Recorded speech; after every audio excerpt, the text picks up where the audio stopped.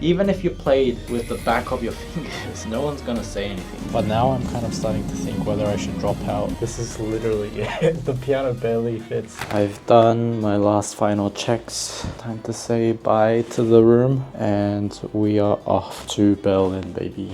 It takes about 6.5 hours to get to Berlin. It's 10:40 a.m. now. So hopefully we get there by the afternoon. Let's go. I'm finally leaving Salzburg. I really hope I get to come back because it was such a beautiful city. And I hope Berlin is like that as well, but we'll see.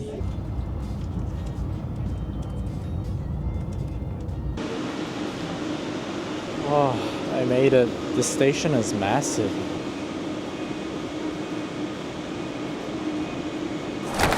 I have arrived. And one thing that's interesting is that Berlin is actually colder than Salzburg. So I need to be a little bit more aware of what I'm gonna wear outside. And also, I should start wearing gloves because I realized my hands were getting pretty cold. Especially if I'm going outside for a lesson, I don't want my hands to be stiff. It's my third day in Berlin. I actually skipped recording yesterday because I didn't really do much. I took naps most of the day because something about traveling on the train, it actually got to me. So yesterday was actually a pretty chill day, but today I have a lesson in a couple hours. Also, like I mentioned before, Berlin is really cold. It was like 2 degrees yesterday, and right now it's 7 degrees, but it will go down to 2 degrees later on. So I've got the Uniqlo heat tech underneath everything. I'm wearing like four layers at the moment. And instead of going to the uni in Berlin, I'm going to probably go to a lot of like practice rooms for hire. Because if I go to the uni, there's a very high chance I'm going to get kicked out again. I got kicked out again. You got kicked out again. I'm in the library now because I got kicked out about like 5 times. So I've booked a bunch of practice rooms for today, tomorrow, and the rest of the days. It's about 10 euros per hour, which is about $16 AUD, Australian dollars. It's not bad, I can handle it. But anyway, I need to leave. Let's go. And what I've realized is that the air in Berlin is very bad. It's like, it reminds me of Seoul a lot actually. Like you see how the sky is really gray? I'm pretty sure that's from all the pollution.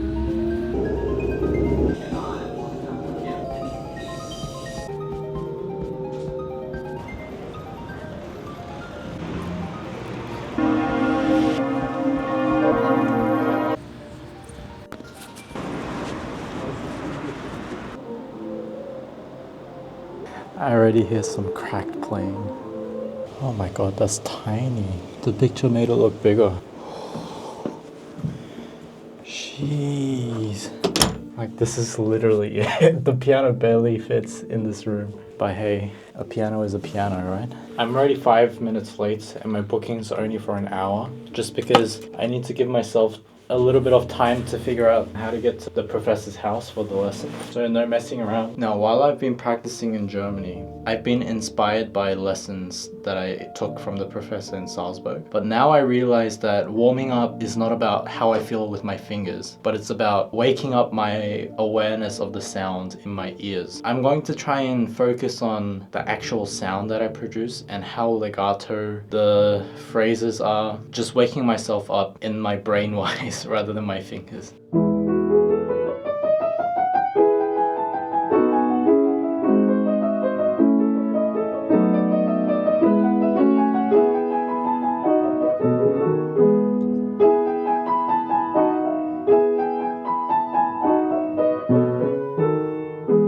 And what I've realized is that if you just focus purely on the sound, technique will just follow naturally. Because it's ultimately the sound that you produce, not actually what you do with your hands. Even if you played with the back of your fingers, but it still made a really beautiful sound, no one's gonna say anything, I don't think.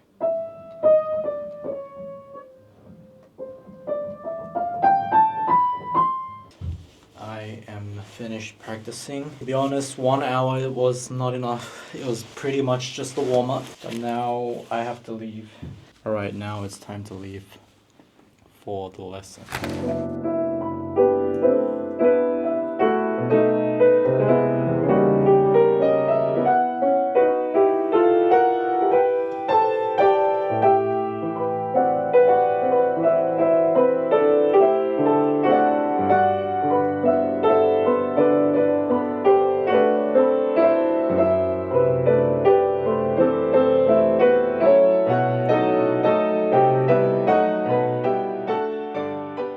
Sometimes I feel that when you have build up and it says crescendo, you start way too early. Sometimes 3 bars is nothing, and then starts the crescendo, and you already build up, and that's why the build up is so. Sometimes it bit too much. I feel you try to phrase it, which is fine, and with the phrasing, it's normal, happens to all of us. You start to build up also crescendo, and sometimes you have to go against what we feel. The thing with the broken chords, with arpeggio, with this kind of music, it's never really disturbing. But as everything else, it should be an artistic decision to make an arpeggio or broken split chords, and it should not just happen out of the moment of the feeling. Because this is one of the habits. It's very, very difficult to get rid of the older you get. So the more disciplined you are now about that, it's good. He has such a brilliant pianist, and the last chord you don't have the control in the first place to have it together and all this. That means that you don't take care too well about these things. Because the piano it's in good shape, bit out of tune, but I think touch-wise it's in a good shape.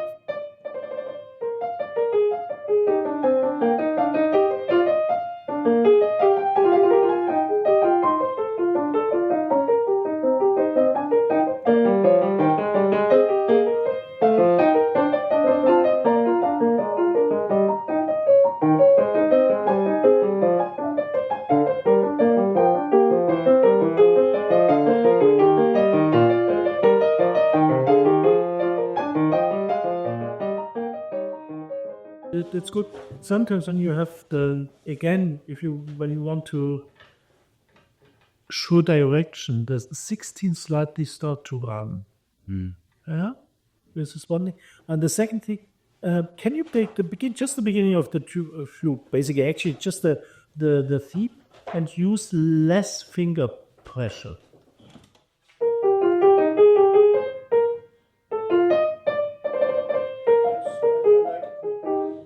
It's a nice sound. The moment you put the pressure, the piano doesn't sound nice. So it's always, and if you have this in this sequence,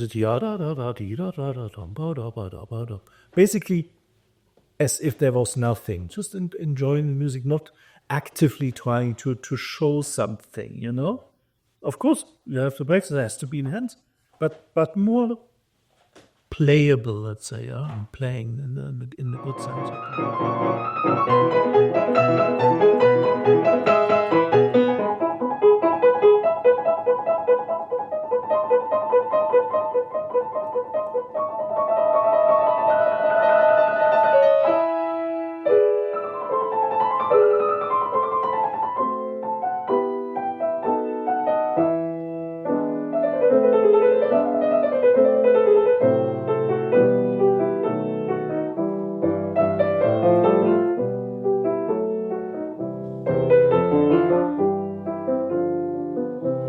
To the right. Very good. It's come up. What does he write above the piece? Allegro con brio. What is con brio? With liveliness. Yeah. In job review, we translated even like with fire, with like energy and this. And I wonder if you could play that, and I feel that because at the moment I hear too much groups of four. I hear ba ba ba ba ba ba ba ba ba ba, and I went yum bum bum bum bum bum bum bum bum bum, without getting faster. But the like if you want to go fast, do you drive car? No. Yes. Yeah. So you have somebody who's slow, and you really want to go, and we're always on the edge of giving more gas. But you cannot, Yeah. And from my taste, it should be like this.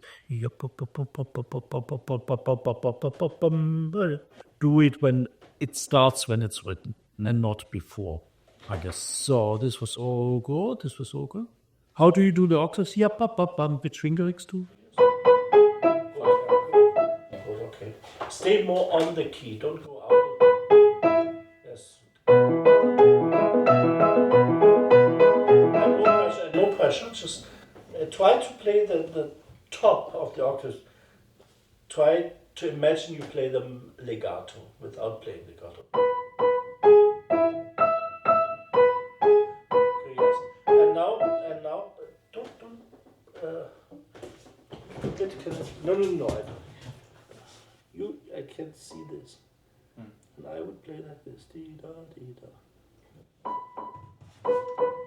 Yes, it's totally enough. And then the wire. Sforzando on the. Yeah, but only the first. Yeah, but, and do the sforzando more with the flip of the finger than with the pressure of the whole hand. And also with this kind of texture. We are in forte, we are not in fortissimo. I would just do it on the upper voice and not with the whole octave. It sounds too hard otherwise. You know that the thumb still stays live and then you do it. I finished the lesson well, and now I'm on the train to go back to the hotel. This professor, his name was Alexander, and he's a professor of something like accompaniment, and he doesn't actually teach solo piano. But talking to professors like this a lot kind of helps me realize what I need to do for the next 6 months when I'm back in Melbourne. Obviously to prepare for auditions and stuff like that, because one of the reasons why I came here on this Germany trip was to kind of figure out what to do next. I had no idea what I wanted to do. I just knew that I didn't want to finish my master's degree in Australia, but now I'm kind of starting to think whether I should drop out and then just practice for the auditions. But yeah, he didn't really give me that specific detail of playing my pieces. Partly because he doesn't really teach solo works. He does chamber music and company stuff. Since he focuses on stuff like that, he was telling me how to produce a good tone on the piano, which was helpful and useful. Yeah, I don't know. I just need a little bit more time to process the lesson. Now my plan is to go back to the hotel and go to the gym because I haven't worked out in a while, over a week. I'm back in my hotel room and I've been doing some reflecting, and I feel like I'm mentally pretty drained. But for the past week I've been only by myself. I contact friends and family through the phone. In reality, I don't really talk to anyone in real life, and every day has been me constantly pushing myself out of my comfort zone because I'm not familiar with the city, I'm not familiar with the language, and I've just been trying to find my way, kind of desperately trying to save myself and kind of find my way into getting something what I want. And I know that coming all the way here wouldn't give me immediate results. There's no teacher that's going to fall out of the sky and say, you can come learn with me, can you move here next month? I know that's not realistic. I felt this tiredness before. For example, you practice so many hours every day to enter a competition and you don't get the result you want. And then you kind of feel like all of this hard work has been for nothing, when in reality it hasn't. If you kind of take a step back and look at the bigger picture, it's all going towards my growth at the end of the day. But because there is always this level of desperation, it's kind of hard to feel validated when all you've been doing is just playing for people, and then that's the end of that. I think I have this need to be recognized because I put so much effort into coming all the way here, and I don't really get that return that I want and that I think I need. Sometimes reality is what it is, So I'm gonna go gym, kind of clear my head, grab something to eat, and then that's the end of today. Alright, let's go.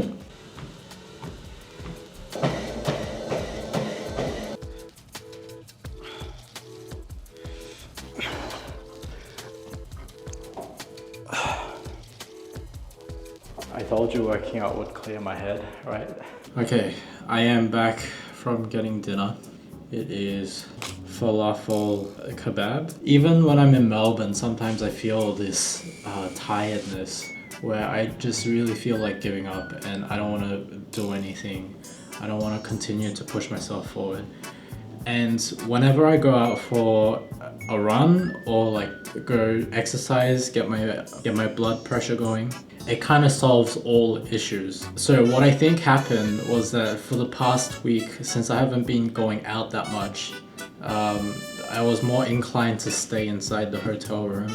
I kind of made an excuse saying that I was tired, and then I didn't go out and explore or like go practice. And then in my own head, I was kind of spiraling without even me knowing. Now, after I'm released from this mental trap, I always realize that life is so much more than just piano. But unfortunately, everyone who is in the same situation as me, like music students, they all kind of regard this as their entire life because that's what it kind of takes. Yeah, but you know, sometimes you just should have that I don't give a attitude. So no more thinking about music and piano tonight. I'm just going to enjoy my falafel. Maybe you're even wondering if you're ready for this. For what comes next. You are. It was a long day today. I'm going to sleep and we leave for the practice room in the morning tomorrow. Good night.